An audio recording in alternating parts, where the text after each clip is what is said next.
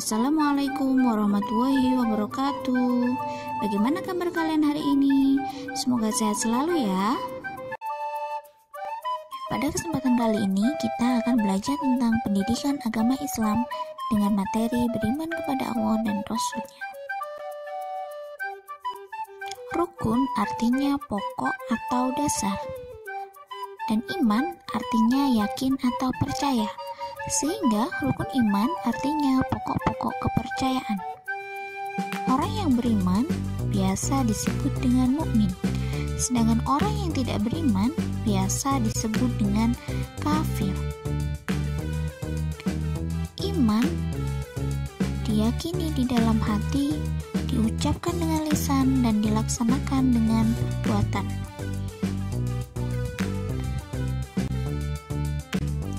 Rukun iman ada 6. Yang pertama, iman kepada Allah. Yang kedua, iman kepada malaikat-malaikat Allah. 3. Iman kepada kitab-kitab Allah. 4. Iman kepada rasul-rasul Allah. Yang kelima, iman kepada hari akhir atau hari kiamat. Sedangkan 6, iman kepada qadar dan qadar. Di dalam materi ini kita akan belajar tentang 2 rukun iman, yaitu rukun iman yang pertama, beriman kepada Allah, yang artinya percaya kepada Allah. Bukti adanya Allah yaitu adanya alam semesta dan semua isinya. Rukun iman yang keempat yaitu beriman kepada Rasul Allah, yang artinya meyakini bahwa para rasul diutus Allah untuk membimbing umat manusia ke jalan yang benar. Mari mengenal Allah. Mengenal Allah melalui alam semesta. Mengenal Allah melalui Al-Quran, dan mengenal Allah melalui Asmaul Husna. Sekarang kita mengenal Allah melalui alam semesta. Alam semesta yang ada di sekitar kita indah sekali. Ada gunung, tumbuhan, hewan, air, batu, matahari, bulan, dan lain-lain. Semua itu pasti ada yang menciptakan. Pencipta dan yang diciptakan pasti berbeda. Allah menciptakan alam semesta, sehingga biasa kita sebut dengan Al-Khaliq, yang artinya Maha Pencipta. Semua ciptaan Allah biasa kita sebut dengan makhluk. Allah menciptakan manusia berarti Allah berbeda dengan manusia. Makhluk Allah Subhanahu wa Ta'ala ada yang tampak dan ada yang tidak tampak atau biasa kita sebut dengan makhluk gaib. Makhluk yang tampak contohnya manusia, hewan, gunung, batu, dan lain-lain. Sedangkan contoh makhluk yang tak tampak atau makhluk gaib, contohnya adalah malaikat, jin, dan setan. Dan sekarang kita mengenal Allah melalui Al-Quran ya. Al-Quran merupakan kitab suci umat Islam. Merupakan wahyu Allah Subhanahu wa Ta'ala yang keasliannya terjaga sampai akhir zaman. Kebenaran Al-Quran dapat dibuktikan sampai kapanpun, dengan cara apapun dan oleh siapapun. Tidak hanya orang Islam yang membuktikan kebenaran Al-Quran, bahkan banyak orang kafir yang juga sering memberi bukti kebenaran Al-Quran. Oleh karena itu, kebenaran Al-Quran sudah merupakan hal yang tidak mungkin kita pungkiri. Sehingga apapun yang dijelaskan Al-Quran, maka kita wajib mengimaninya. Di dalam Al-Quran telah dijelaskan bahwa alam semesta dan segala isinya diciptakan oleh Allah Subhanahu wa Ta'ala. Hal ini menjadi bukti bahwa Allah itu ada dan semua ciptaan Allah untuk kesejahteraan manusia.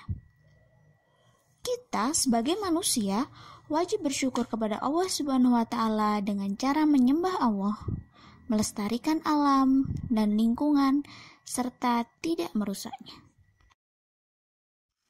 Allah Subhanahu wa Ta'ala berfirman dalam Al-Quran surat Al-An'am ayat 102. A'udzu billahi minasyaitonir rajim.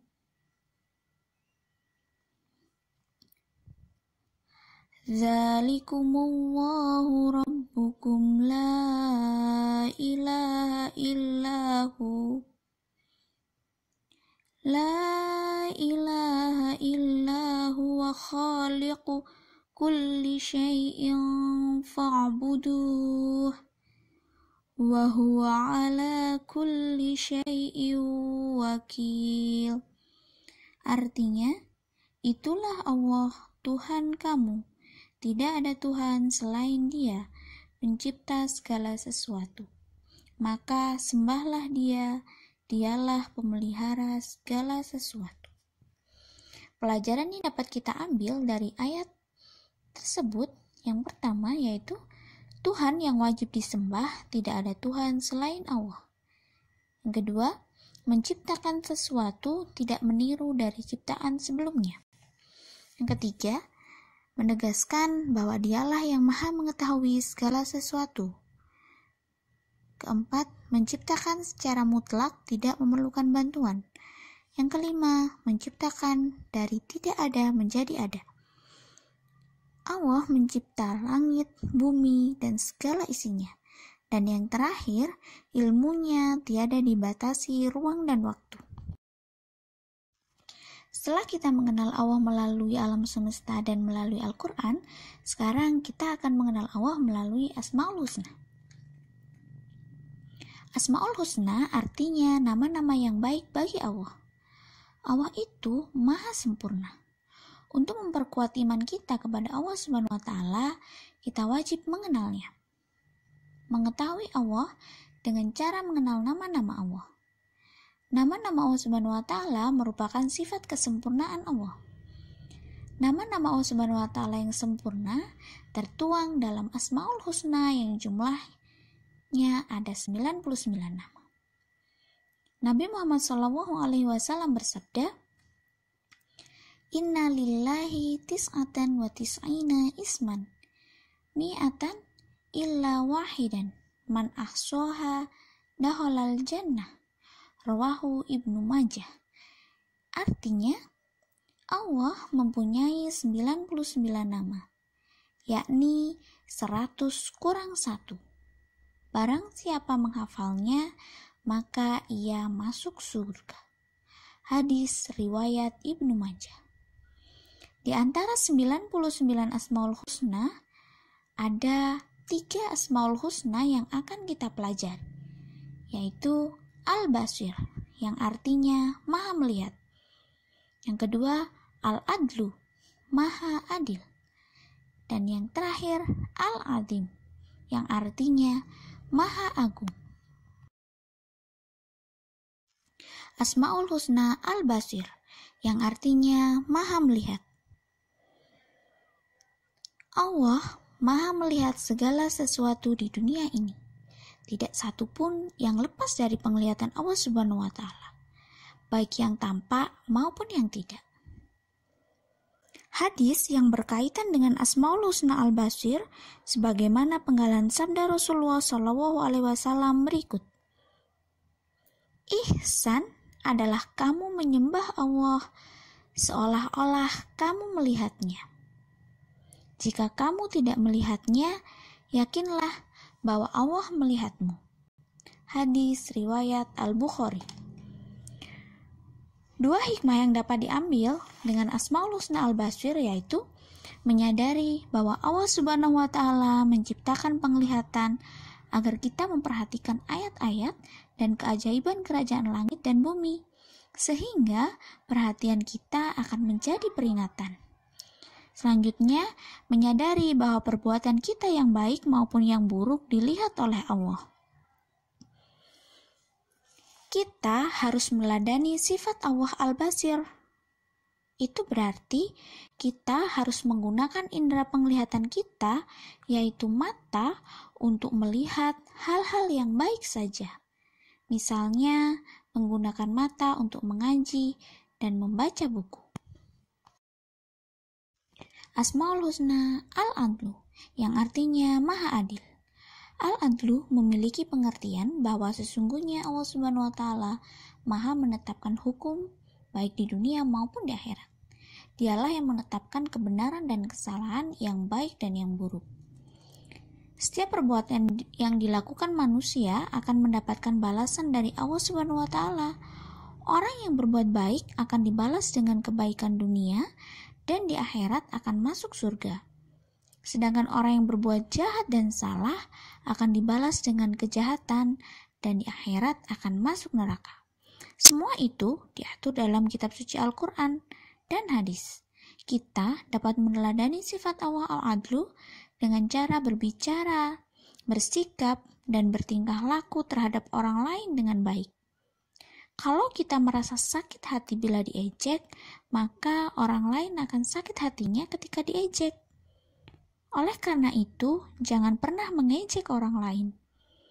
Jangan melakukan sesuatu yang didasari atas rasa marah, dendam, atau kepentingan diri sendiri, karena hal itu menjadikan seseorang tidak adil. Al-Azim Maha Agung. Al-Azim memiliki pengertian bahwa sesungguhnya Allah Subhanahu wa taala Maha Agung yang tidak dapat dijangkau oleh siapapun. Kita bisa melihat keagungan Allah Subhanahu wa taala dengan membuka hati kita, pikiran kita, dan semua panca indera kita. Cobalah pikirkan, bagaimana Allah Subhanahu wa taala menciptakan alam semesta ini. Lihatlah indahnya pelangi. Semua itu adalah bukti dari keagungan Allah Subhanahu wa taala. Kita harus meladani sifat Allah Al-Adim. Itu berarti kita harus senantiasa banyak berpikir, membuka hati, dan peduli pada semua yang ada di alam ini. Bertasbihlah sebanyak-banyaknya dengan mengucapkan Subhanallah walhamdulillah wala ilaha illallah wallahu akbar. Nah, tadi kita sudah belajar tentang 3 cara mengenal Allah. Yang pertama, melalui alam semesta, yaitu dengan memperhatikan ciptaannya, kita akan mengetahui bahwa Allah itu ada. Tidak mungkin adanya alam ini muncul dengan sendirinya. Yang kedua, mengenal Allah melalui Al-Quran. Al-Quran sebagai pedoman hidup juga membuktikan bahwa Allah itu ada, seiring adanya ciptaannya. Dan yang terakhir, mengenal Allah melalui Asmaul Husna. Dengan mempelajari 99 nama Allah yang mulia, akan semakin mudah mendekatkan kita kepadanya. Beriman kepada Rasulullah. Rasul menurut bahasa artinya utusan. Rasulullah artinya utusan Allah. Iman kepada Rasul adalah meyakini bahwa para Rasul itu diutus Allah untuk membimbing umat manusia ke jalan yang benar. Iman kepada Rasul termasuk rukun iman yang keempat. Rasulullah merupakan manusia pilihan yang diberi wahyu untuk memberi kabar gembira dan memberi peringatan yang didukung dengan mukjizat luar biasa. Rasulullah jumlahnya banyak sekali, tetapi yang dimuat di dalam Al-Quran dan wajib kita imani jumlahnya ada 25 Rasul. Perwujudan iman kepada Rasul itu dengan cara menjalankan perintahnya dan menjauhi larangannya. Di dalam surat Al-Anbiya ayat 107, Allah Subhanahu wa taala berfirman yang artinya, dan tidaklah kami mengutus kamu melainkan untuk menjadi rahmat bagi semesta alam. Allah Subhanahu wa taala telah menjadikan Nabi Muhammad sebagai rahmatan lil alamin, rahmat bagi semesta alam, yaitu Allah Subhanahu wa taala mengutusnya sebagai rahmat untuk semua umat. Barang siapa yang menerima rahmat dan mensyukuri nikmat, niscaya dia akan berbahagia di dunia dan akhirat. Sedangkan yang menolak dan menentangnya, niscaya dia akan merugi di dunia dan di akhirat. Alhamdulillahirrabbilalamin. Cukup sekian pembelajaran dari Ustazah. Semoga ilmu yang kalian dapatkan hari ini bermanfaat. Terima kasih. Tetap semangat belajar dan berdoa ya. Wassalamualaikum warahmatullahi wabarakatuh.